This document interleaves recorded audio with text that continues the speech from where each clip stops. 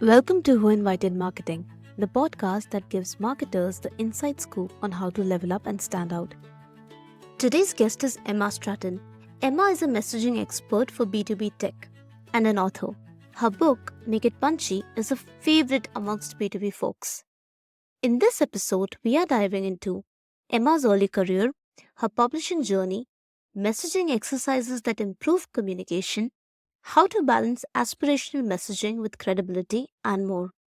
But before we get into the good stuff, if you're watching on YouTube, hit that subscribe button. If you're listening on Spotify, drop a rating. It helps more marketers like you find these game-changing insights. Here's presenting Emma Stratton. Hi Emma, a very warm welcome to Who Invited Marketing. Thank you so much for being here today. Thank you for having me, Priyanka. I'm happy to chat with you today. Same here. So you started your career as a graphic designer at Penguin Random House. I too interned at a publishing house, HarperCollins. And I'm curious to know about your experience there and from there to here. How did you get into being the messaging expert that you are today? Wow, you really dug into the back catalog of my career there to pull out when I was a graphic designer. I love You that know, part. Yeah. I think probably my story is similar to a lot of people who are creative, born to write or draw.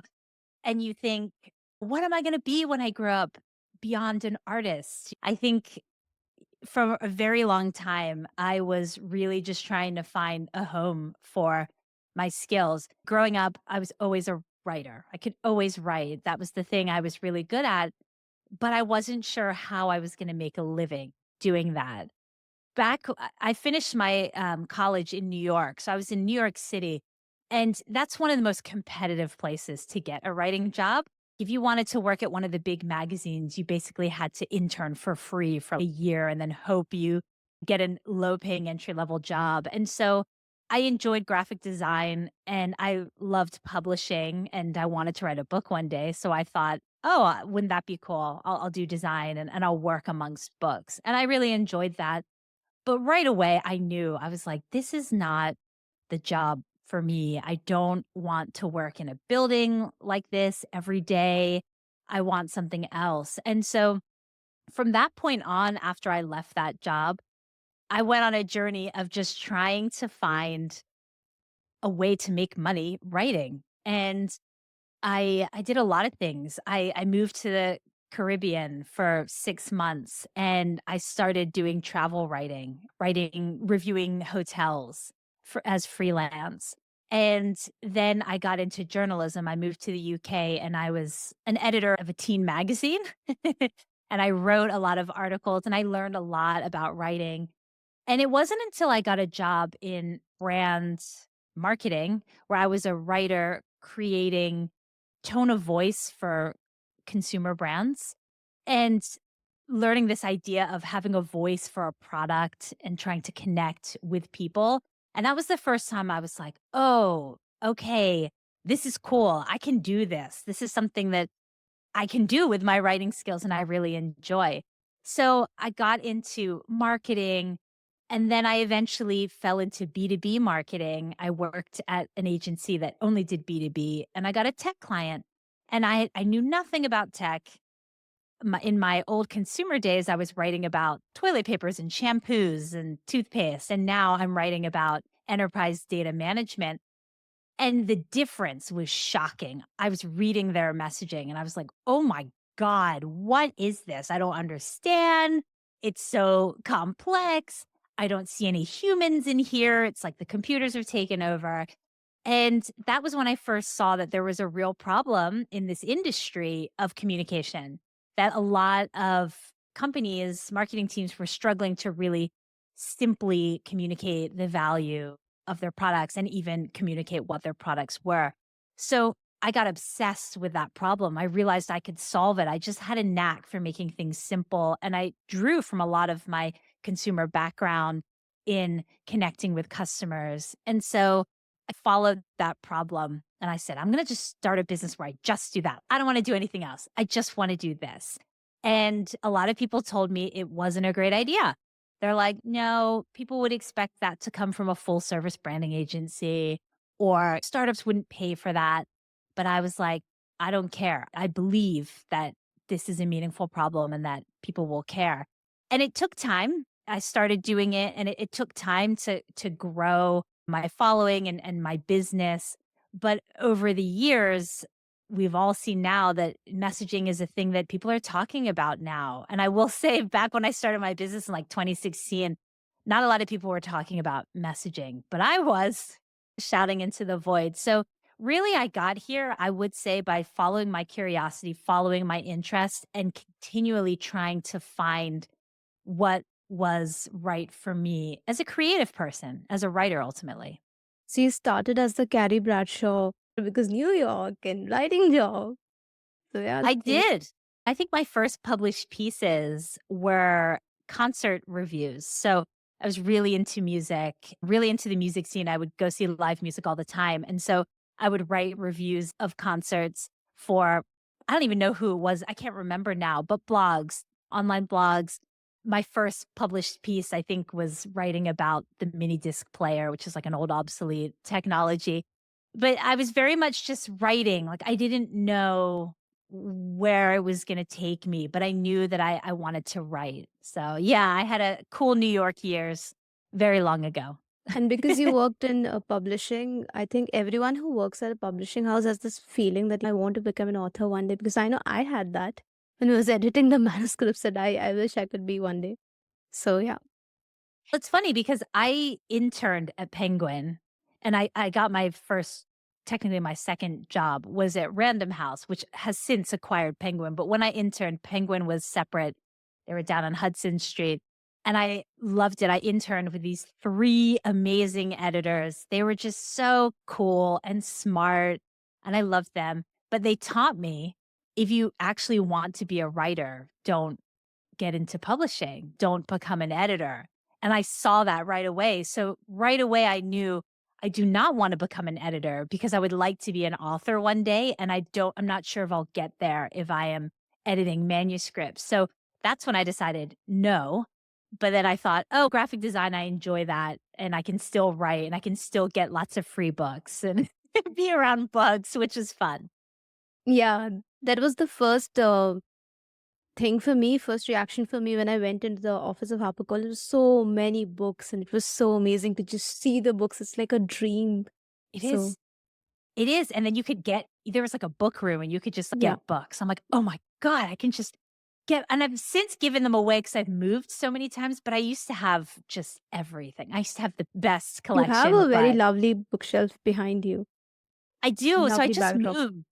Yeah, I just moved to this house a couple months ago, and I'd given all my books away, and now I'm like, "Oh, great. I have an excuse to buy tons more books because I gotta fill up these bookshelves."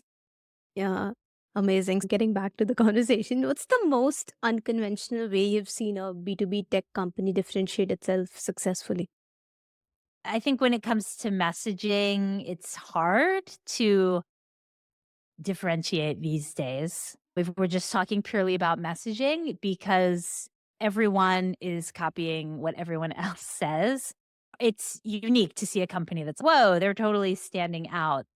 One company that I love, and it's not unconventional what they're doing. They're really just being honest and true. And that is a company called Less Annoying CRM. I've shared about it before. They are a CRM that is fully positioned on small businesses and their positioning and messaging. If you look at their website, they just go very hard around why they're different. And they're different because they're not VC backed. They're not a light version of a bigger product. And they're wholly focused on this one specific audience. And they talk about it in their messaging, all these reasons why. And they are completely differentiated because of that. Very few, I actually have never seen a company be so bold and honest in their website copy. No one wants to tell the whole truth because it's scary or we don't want to do it. So I think that's something that really stands out. Otherwise, I think companies now they're differentiating. They might differentiate through their broader marketing mix, like the way they show up at events, or maybe their social media is really interesting. Or maybe their customer service and their people and their support is really stand out. Those are ways that I actually hear people saying, oh, wow, that brand's really awesome. They're really standing out. But it's that broader mix of marketing or their customer support, the actual human connection piece that I think truly differentiates. I think it's hard to just differentiate with your messaging document. I think it's getting harder and harder every day. Absolutely. Talking about your fantastic book, Make It Punchy. So here's a review I found really interesting. It says, I'll be honest, I'm not a huge fan of business books. I rarely read them, and I definitely never review them. That speaks to how helpful Make It Punchy is. So that's amazing. That's What a was great the review. what was the hardest part to write and why? Oh god, the first draft was awful. So it's funny, I tell people, "Hey, write a bad first draft and don't worry about it and revise and it will get better through the writing process." But I had to I had to remind myself of that because I found that the first draft was awful. Like I really hated, I'll be honest, I hated writing it. I felt so insecure. I felt like everything was garbage. I could not see clearly. But I just trudged through chapter by chapter. So I would write how I wrote the first draft was I would write each chapter chronologically. I would write a draft. I would send it to my editor. She would give kind of high level suggestions and then I would edit them. And then once I was done all 12 chapters, that was my bad first draft. So I would write, I was writing a chapter a week. It was during the summer and I hated having to do it, but I forced myself to do it. And every time I would write a chapter, I would send it to my editor and I would think, she's going to write back and be like, Emma, I think you should not write this book because it's so bad. I hate to tell you, but I just don't, I don't think it's going anywhere. That's how bad the self doubt came. And it's because I was doing the thing that I've always wanted to do, which is write a book. And I think when you face your deepest dream and you finally go for it, your subconscious mind starts throwing all kinds of negative talk at you because it wants you to just keep doing what you've always been doing.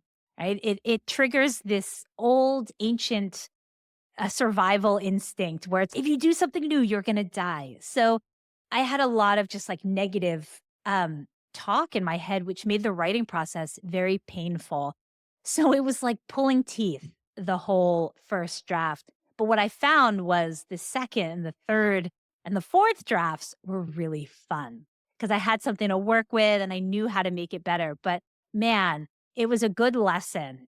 It was very humbling to go through the torture of that first draft. Great story.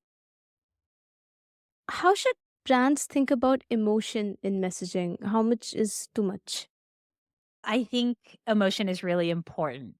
And I'm not saying throw it on and make people cry and talk about their pain and trauma. I think it's like there's a midpoint, which is really just acknowledging the human and acknowledging that human's emotional reaction to the challenges they're facing, etc. So it's not so much about make people cry, but it's about make people feel something. Okay, so it depends on what industry you're in.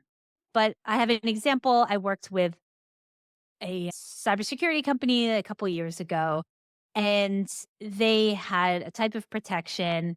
And the people that they were working with were companies that weren't super sophisticated. They didn't have huge security teams. And so this company brought in a great product, but they also brought in a service that came with it. So people that would be watching 24/7 and making sure nothing bad got into their environment.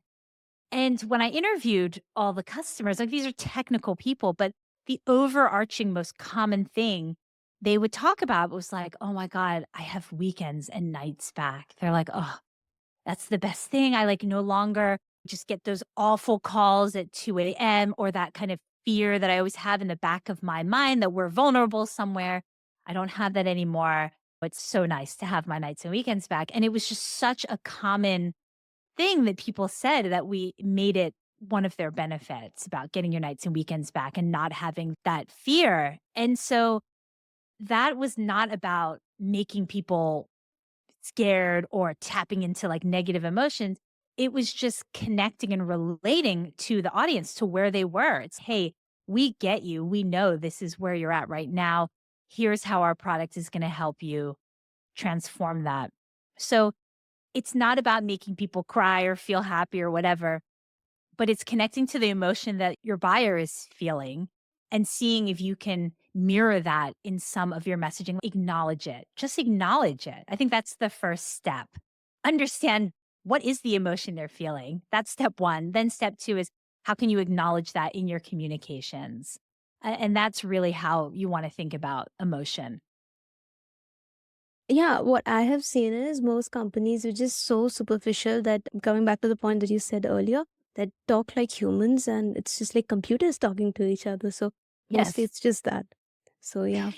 One robot talking to another robot, which is worse now, right? With Yeah. everything. My next question is, when should a company completely throw out its messaging and start from scratch?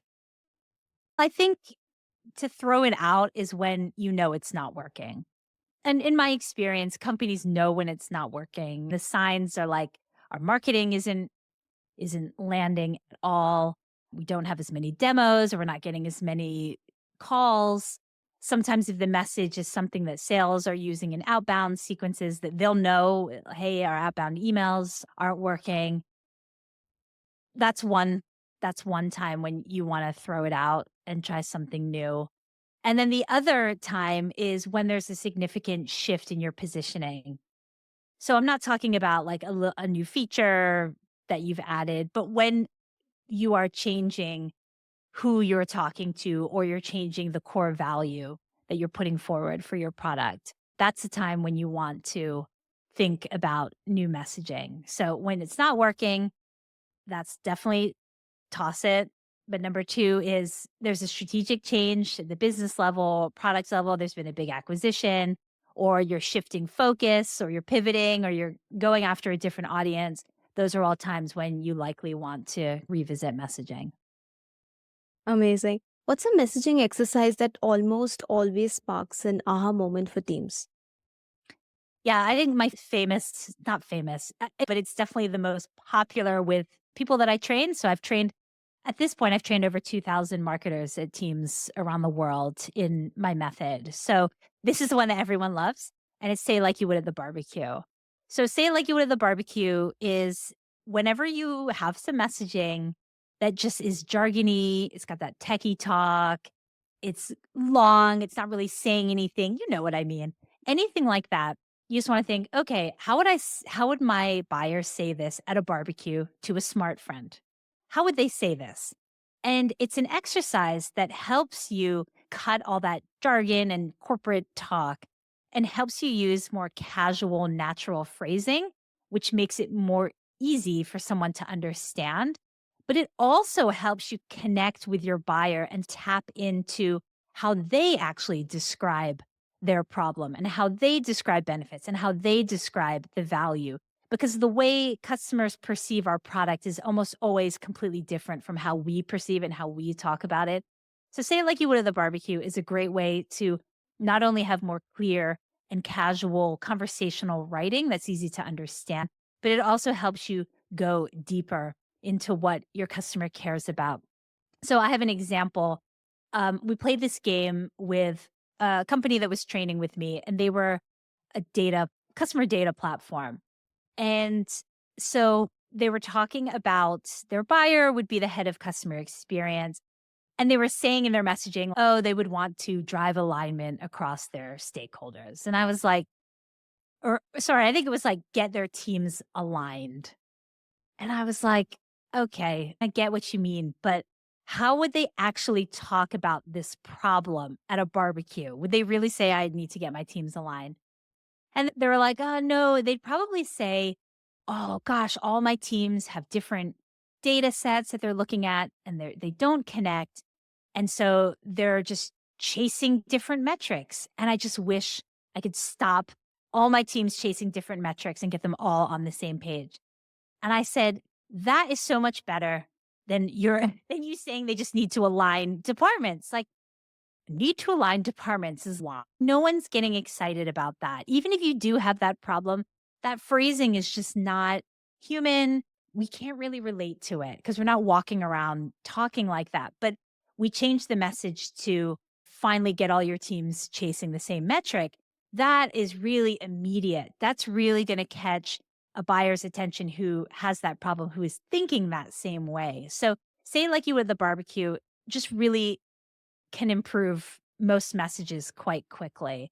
So that's my favorite one that works really well. In fact, I did have another team that I trained about a year or two ago, and they were running all kinds of campaigns, digital campaigns, like social media, and they were very corporate and jargony. That's how the company like to be. But they did the barbecue on all of their in-play campaigns and social media posts. And they saw a lift across the board just by implementing that one tip. That's why it's popular and it's my favorite one to suggest. Love that. I'm going to try that because as a PMM, I think it's also really great way and I'm definitely going to try that. So yeah, Please do. Tell me how it goes. absolutely. My next question is, what's the best way to get sales and marketing teams stop saying completely different things? Yeah, I know this is a big one. So I come in and I do messaging engagements with companies. So I'm essentially the consultant doing the messaging, and I always involve sales. I love involving sales. And part of how I get people aligned and bought in on the messaging work we do is by creating a cross functional team that goes through the whole process together. So I just think that sales and marketing need to talk to each other more because personally, for when I do the project, sales are like my secret weapon. I always have a separate call just with a couple great salespeople. And I just ask them, like, what resonates with people? What doesn't? What do you know? Because if you think about it, a good salesperson, like they're messaging testing all the time. They go Yeah. rogue, they say what they wanna say, and they are also seeing what works and what doesn't. And so I wanna know from their experience, like, what makes prospects' eyes light up and what makes them totally switch off.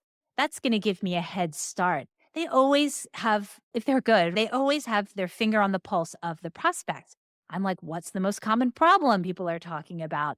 So I get that information, and then I use that in my own messaging work. I talk with customers as well, but the data that they bring me is amazing. So I think if sales and marketing could get on the same page and share, maybe they just have a standing meeting every month where they share, here's what I'm hearing from prospects, and this is what's worked and what hasn't.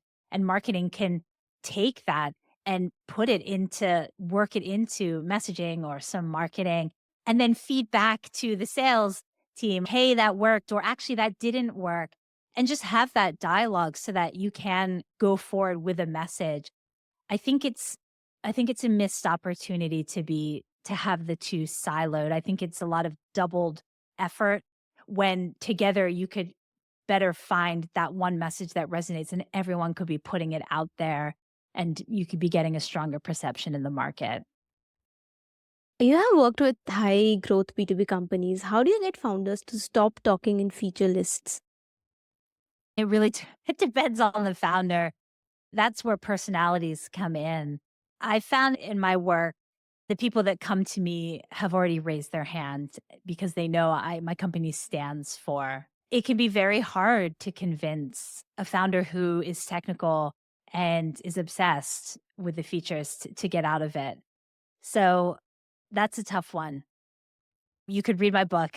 And quite honestly, the number one reason I wrote the book was I wanted to help people write messaging with more ease and confidence. But the secondary reason was I wanted to get this idea out into the market more that simple human messaging is the way to go. Only because I've had so many marketers come up to me over the years and say the same thing like, how do I convince my leadership that this is the way to go? We're engineering led. They love talking about features. Like, how do I convince them? And you're not one person isn't always going to be able to convince a CEO to step out of features. It's really hard. Let's be realistic. So I wrote the book just hoping that the conversation might rise. I think the other thing is if you have a competitor in your space or adjacent, a company that your CEO admires that does not take that approach, it can help to be say like, hey, look how so and so, look how Salesforce is doing it. Look how they message it. Now compare it to how we do. Wouldn't it be great if we could emulate, be more like them? It's working for them. That can sometimes work, but it is hard. It can be cultural too. It can be like culturally, we're an engineering Hmm. led. And so that's very hard to shift. Yeah. It's tough. And I know a lot of great marketers are up against that. And it can feel like swimming upstream. Loved your answer. My next question is, how do you balance aspirational messaging with credibility?